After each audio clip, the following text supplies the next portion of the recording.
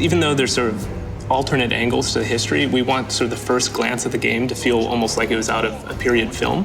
We looked to cinema to kind of give us the cues and things that we feel like people are just used to kind of being exposed to. We have lived behind a lens for our whole lifetime.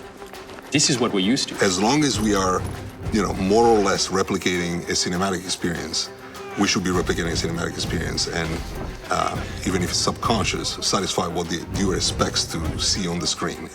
We want the shots in the game to feel like they were actually shot on practical film. So all those properties, from distortion to film grain, exposure, all these things are actually modeled into each practical lens we use. And you see certain discrepancies, certain imperfections that you excuse. Not only do you excuse them, if they didn't exist, it would make it feel real.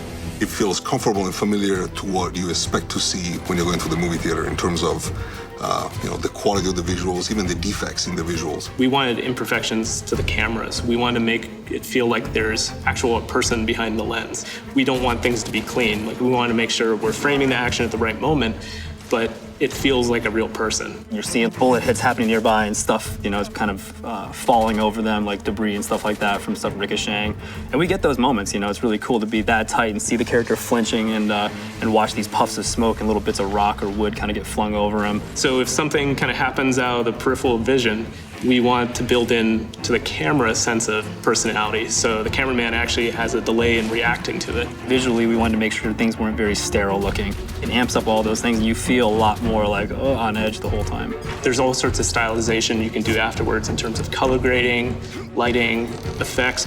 On top of that, we add more stylization in terms of color correction and grading to kind of enhance the tone of what it was initially shot.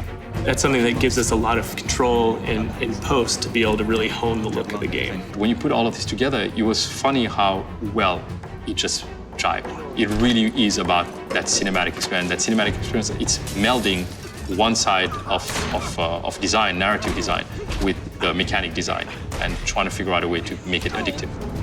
In games, I don't think you've seen that look so much, where you can actually feel like you're in a period film, so to speak, and you have an influence of that world and can kind of dwell in all the little interesting nuances of history and place and story.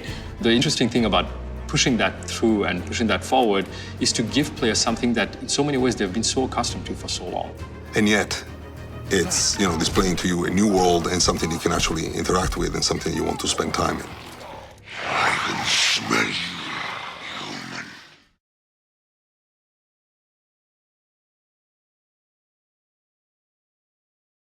プレイステーション